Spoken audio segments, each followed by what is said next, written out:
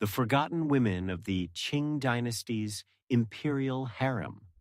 In the gilded halls of the Forbidden City, where silk curtains shimmered and incense smoke curled toward lacquered ceilings, thousands of women spent their entire lives waiting for a single glance, a whispered summons, a moment of favor from the Son of Heaven. The Imperial Harem of the Qing dynasty, 1644 to 1912, was one of history's most elaborate and ruthless institutions. A world unto itself, governed by strict hierarchy, suffocating ritual, and the constant, exhausting game of royal favor. At its peak, the harem housed anywhere from dozens to several hundred consorts, concubines, and ladies-in-waiting, each assigned a rank, a allowance, and a carefully measured share of hope. Yet for every woman who rose to prominence, who bore a prince, caught the emperor's eye, or secured the patronage of a powerful empress dowager, countless others slipped silently into obscurity. These were the fallen favorites, the disfavored consorts, women who had once known the warmth of imperial attention only to find themselves banished to the cold palace, stripped of privileges and erased from the living memory of the court. Their crime was rarely dramatic. A failure to conceive, a careless word, a shift in the emperor's restless affections, or simply the misfortune of being forgotten. History tends to remember the victors of the harem, the formidable Empress Dowager Cixi, the beloved consort Dongi, the influential noble consort Ling. But what of those who lost? What became of a woman condemned to live out her days in the cold palace with dwindling rations, indifferent servants, and no prospect of ever again hearing her name called at the palace gate? Their stories, largely absent from official records, yet quietly preserved in palace archives and dynastic chronicles, reveal a truth far darker than any imperial drama portrayed on screen. This article explores the forgotten world of the Qing dynasty's disfavored consorts, how they fell from grace, how they survived, and what their lives tell us about the brutal human cost of power, beauty, and ambition within the walls of the Forbidden City. The Road to Disgrace. How a woman lost imperial favor. No woman entered the Forbidden City expecting to be forgotten. Selected through the rigorous banner selection process, Xuanshu Nu, a triennial review in which eligible girls from Manchu, Mongol, and Han banner families were presented before imperial officials. These women had been chosen from thousands of candidates.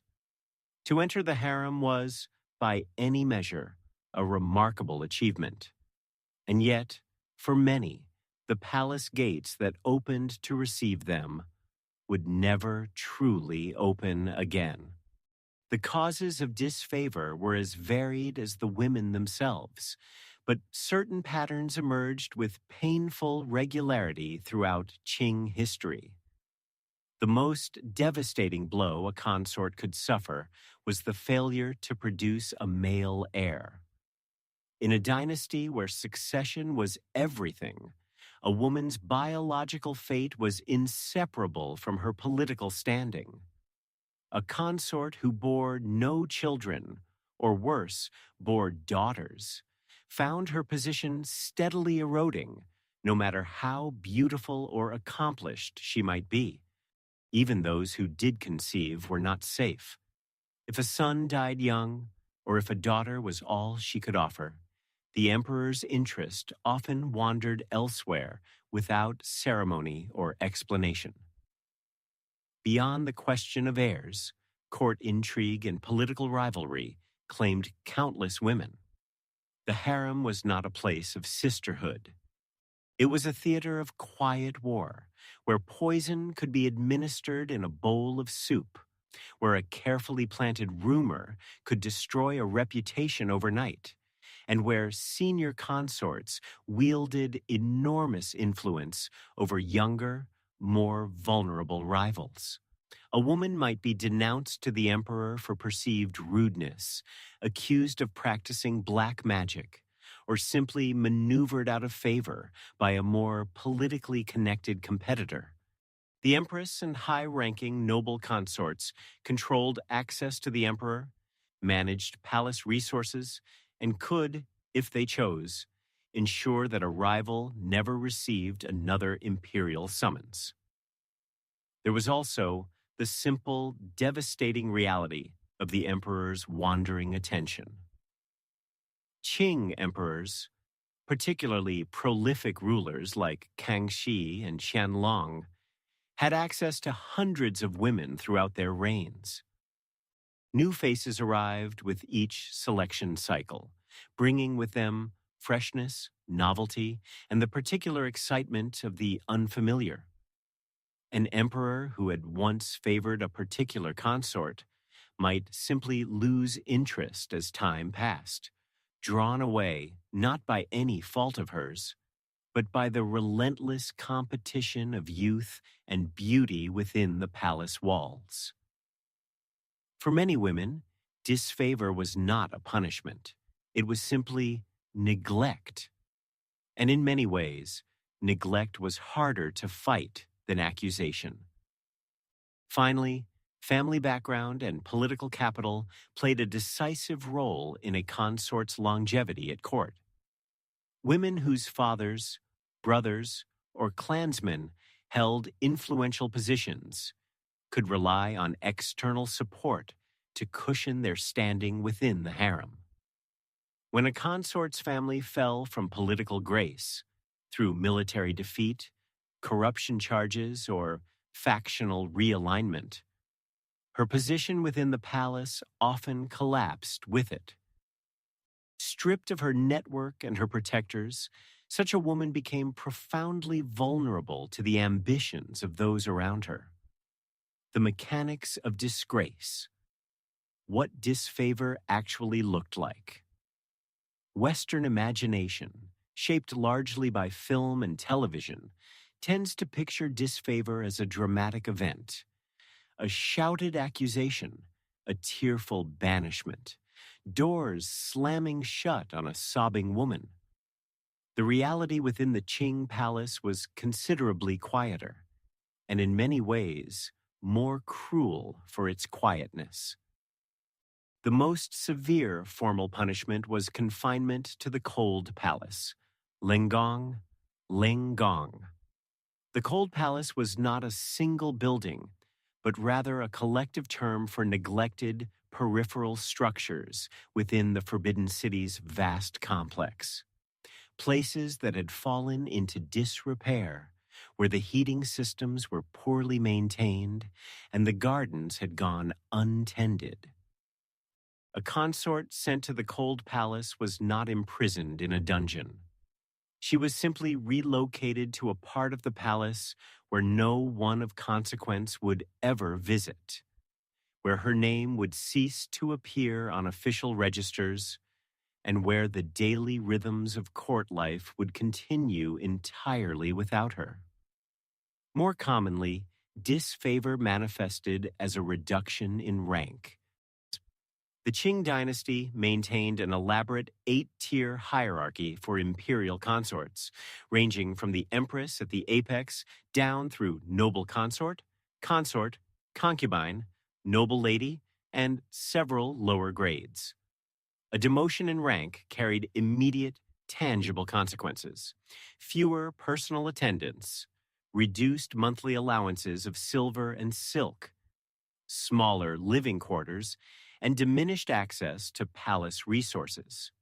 Each step down the hierarchy made a woman less visible, less comfortable, and less capable of mounting any kind of recovery.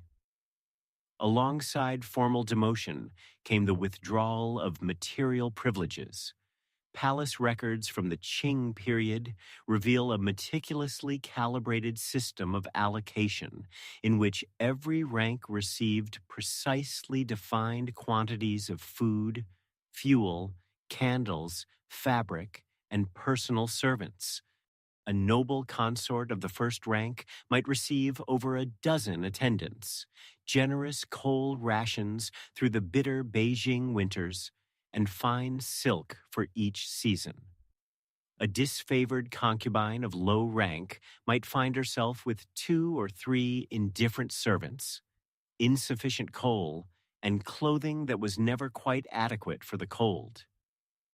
These were not minor inconveniences. In the context of palace life, they amounted to a slow, grinding diminishment of a woman's entire existence. For those who had committed specific offenses, disrespecting a superior consort, speaking out of turn in front of the emperor, or being implicated in palace intrigue, punishment could take more active forms.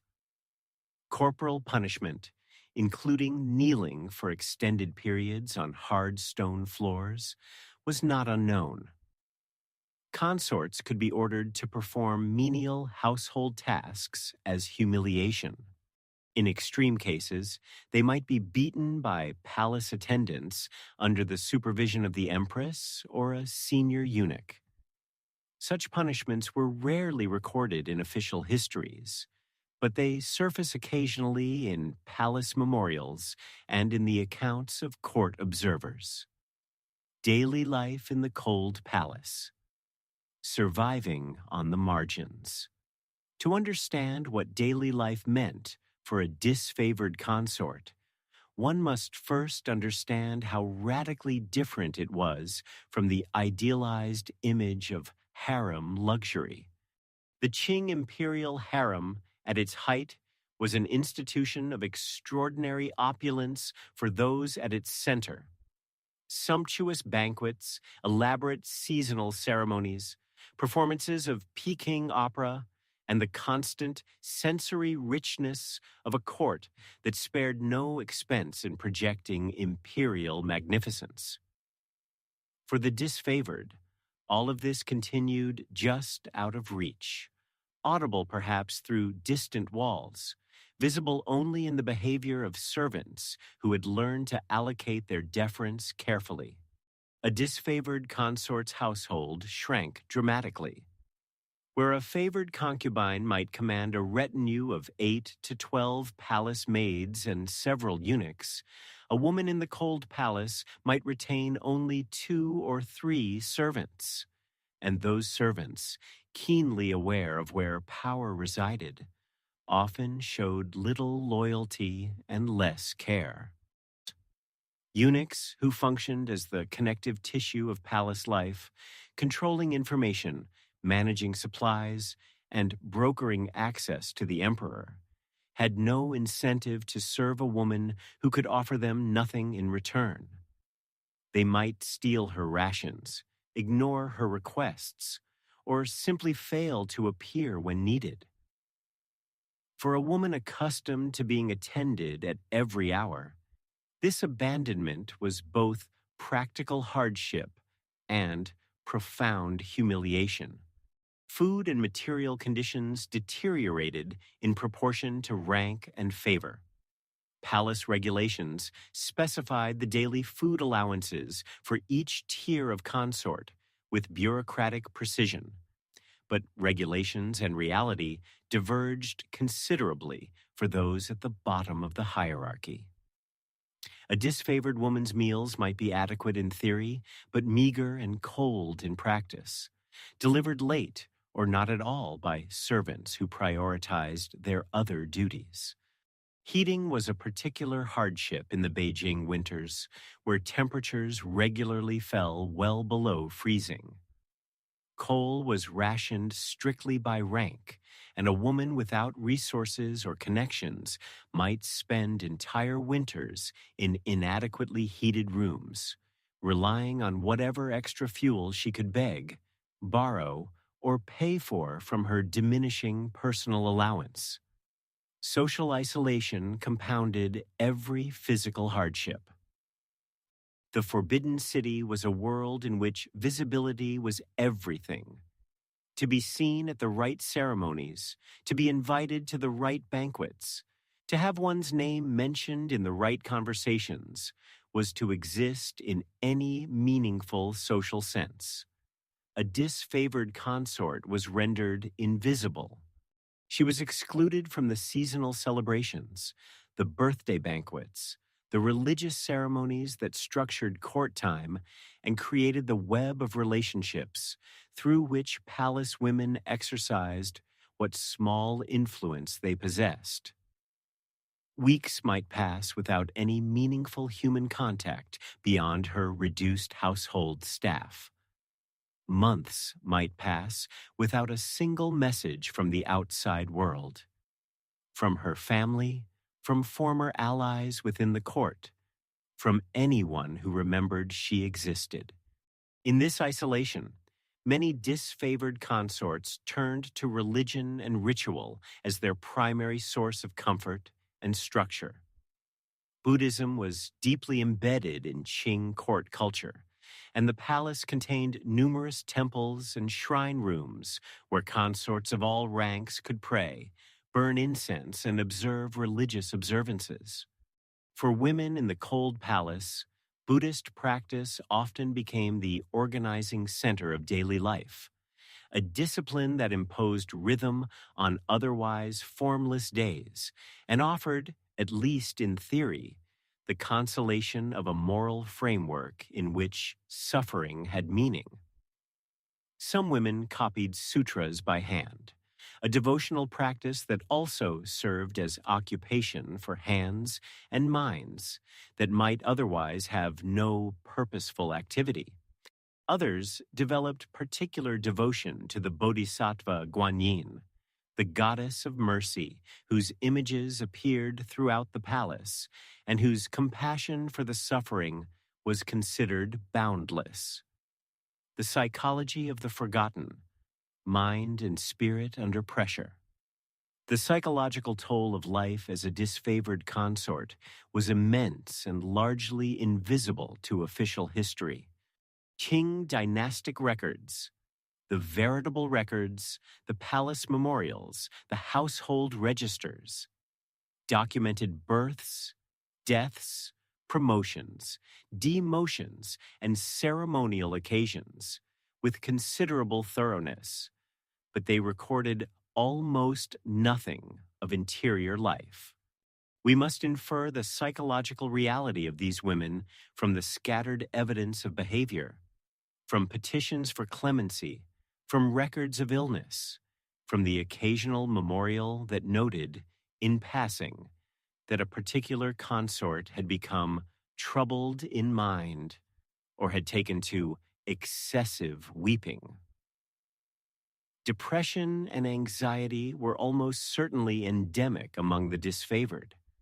The conditions of cold palace life, isolation, material deprivation, loss of status, the ever-present awareness that one's best years were passing in fruitless waiting, were precisely those most likely to produce sustained psychological suffering in any human being.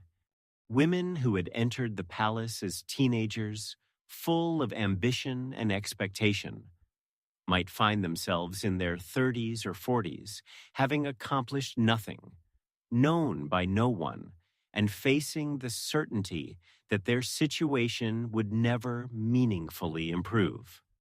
The Qing palace offered no mechanism for processing this grief, no outlet for the rage or despair that such a life might reasonably generate. Some women responded with resignation and quiet endurance, cultivating a kind of internal withdrawal that allowed them to survive without being destroyed. This was not heroism in any dramatic sense. It was simply the daily, undramatic work of continuing to exist when existence offered very little. Others clung to hope of restoration, spending their energy in the cultivation of potential allies. a sympathetic palace maid, a eunuch who might carry a message, a senior consort who might intercede with the emperor on her behalf. This hope was rarely rewarded, but it provided motivation and perhaps a sense of agency in a situation that otherwise offered none. In more extreme cases, the psychological pressures of disfavor produced crisis and breakdown. Palace records contain occasional references to consorts who became mentally unstable, who behaved erratically or violently, who refused food, or who harmed themselves. Suicide was not unknown in the harem. The Qing palace had seen enough of it that regulations existed governing how such deaths were to be recorded and memorialized. A woman who took her own life in the cold palace might be mourned with a brief notation in the household register, and then forgotten entirely, her death no more remarkable to the imperial bureaucracy than the death of any other low-ranking palace resident. Paths out of the darkness, recovery, resignation, and survival. Not every disfavored consort remained disfavored forever. The Qing harem was a dynamic institution, and the tides of imperial favor, while rarely reversible, were not entirely fixed. A small number of women managed to recover their standing through a combination of patience, timing, and fortunate circumstance. The intercession of a sympathetic empress dowager could restore a disfavored consort to at least partial grace. The death of a rival who had orchestrated her fall could open space for rehabilitation. An emperor in a generous mood, or one who retained some residual affection for a former favorite, might suddenly recall her existence and summon her once more, though such reversals were the exception rather than the rule. The most reliable path to improved circumstances was the achievement of motherhood. A consort who had been disfavored, but who had previously borne a son, enjoyed a form of protection that pure imperial favor could not guarantee.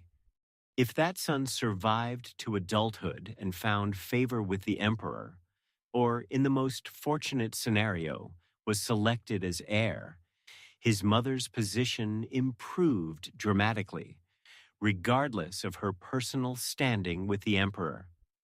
The institution of honoring the mother through the son, Mu Yi Zi Gui, was deeply embedded in Qing court culture, and it meant that a woman's biological legacy could outlast and outweigh the vagaries of romantic or political favor. This principle explains why the struggle to produce and protect male heirs was so ferocious within the harem.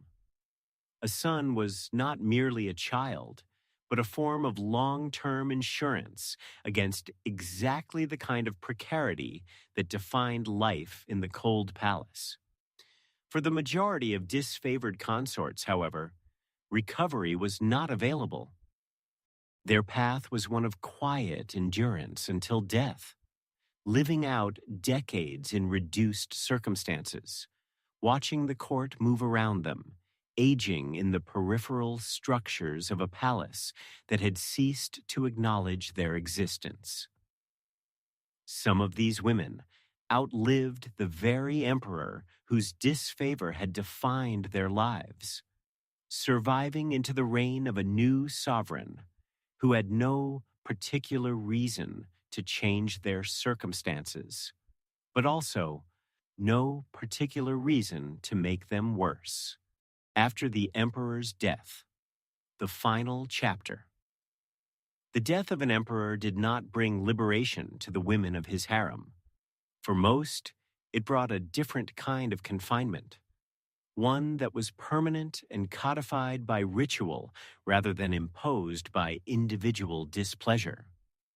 In the earliest years of the Qing dynasty, influenced by Manchu traditions, human sacrifice accompanied imperial burials. Consorts who had not borne children were sometimes required to follow their emperor in death, either through suicide or through more direct means, so that he might be attended in the afterlife. This practice was largely abandoned by the reign of Kangxi, who explicitly prohibited it, but its shadow lingered in the collective memory of the harem and shaped the anxieties of women who had no children to protect them. Under the settled Qing system, the emperor's death triggered an immediate reorganization of harem hierarchy. Consorts who had borne sons were honored with new titles: Empress Dowager, Honorable Imperial Consort Dowager, and so forth, and were entrusted to the care of their adult children. These women, whatever their previous standing, gained a measure of security and dignity in widowhood that they might never have enjoyed during the emperor's lifetime. The position of the Empress Dowager in particular carried enormous prestige, and women who achieved it, as Cixi so dramatically demonstrated, could exercise real political power. For consorts without children, and this category included the majority of the harem's lower ranks, including most of the disfavored, the emperor's death meant permanent retirement within the palace walls. They were expected to shave their heads as a sign of mourning and to observe strict ritual proprieties. They could not remarry, could not leave the palace, and could not resume any kind of ordinary life. They were, in the most literal sense, widows of the state. Their personal existence subordinated entirely to the memory of a man who had barely acknowledged them while he lived. Some were permitted, in certain circumstances, to take Buddhist vows and retire to a temple, either within the palace complex or in one of the imperial temples maintained in Beijing. This option, while hardly joyful, offered structure, community, and a degree of spiritual purpose that the cold palace had denied them. Others simply remained where they were, their numbers dwindling year by year as old age claimed them one by one, each death noted in the palace registers with the same bureaucratic brevity that had characterized the official record of their entire lives. Voices from the margins. Historical examples. History has preserved almost no first-person testimony from disfavored consorts. These women were, almost by definition, people whose words were not considered worth recording. What survives comes primarily from official registers, from the memoirs of court officials and foreign observers, and from the occasional petition or memorial that penetrated the silence of the cold palace and reached a sympathetic eye. Among the better documented cases, consort Zhenfei of the Guangxu Emperor stands as perhaps the most poignant. A spirited and politically engaged young woman who genuinely shared the reformist sympathies of the emperor she served, Consort Zhen clashed repeatedly with the formidable Empress Dowager Cixi, who found her independence intolerable. She was demoted, confined, beaten, and ultimately, in circumstances that remain historically controversial, drowned in a palace well during the chaos of the Boxer Uprising in 1900. Her story illustrates with terrible clarity how completely a disfavored consort was at the mercy of those above her. Beautiful, educated, politically aware, and entirely powerless. Less dramatically, but no less significantly, the palace household registers of the Kangxi and Qianlong periods contain the names of dozens of low-ranking consorts who received their initial court titles and then simply vanished from subsequent records, neither promoted nor formally punished, merely present and then absent, their lives consumed by the institution that had claimed them without ever finding them useful enough to remember. These women, nameless in history, countless in number, are the true subjects of any honest account of the Qing Imperial Harem. Their silence is not the silence of contentment. It is the silence of a system that required their presence, but had no interest in their experience, that consumed their youth and their freedom and offered them, in return, the cold comfort of having served, the cold palace, and the cost of imperial splendor. The Forbidden City still stands today in the heart of Beijing, its vermilion walls and golden rooftops drawing millions of visitors each year who come to marvel at the sheer audacity of its scale, the breathtaking precision of its architecture, the overwhelming grandeur of a civilization that built empires from ceremony and stone. Tourists photograph the gate of supreme harmony, wander through the hall of mental cultivation, and peer into the residential quarters of the inner court with the pleasant curiosity of people encountering history at a safe and comfortable distance. Very few pause to wonder what it felt like to live inside these walls and never be allowed to leave. The disfavored consorts of the Qing dynasty lived that reality. They were not footnotes to history. They were history, in the sense that any honest account of a civilization must reckon with the lives of those it consumed, as well as those it celebrated. For every Empress Dowager Cixi, who seized power with iron determination, for every noble consort Ling, whose charm and intelligence carried her to the apex of imperial favor, there were dozens, perhaps hundreds, of women whose names appear once in a palace register and never again. Women who entered the Forbidden City as teenagers full of possibility and emerged, decades later if they emerged at all, as elderly strangers to a world that had continued entirely without them. What their lives reveal is not simply the cruelty of individual emperors or the malice of particular rivals.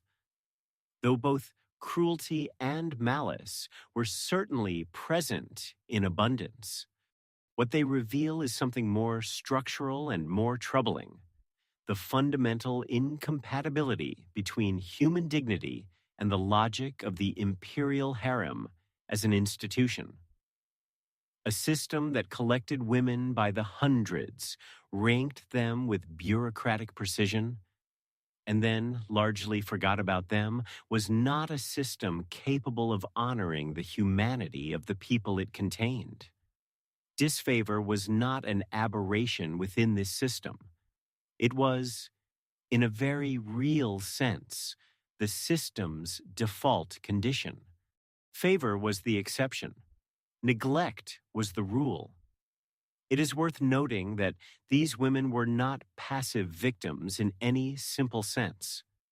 The historical record, fragmentary as it is, shows women who fought for their survival with the tools available to them.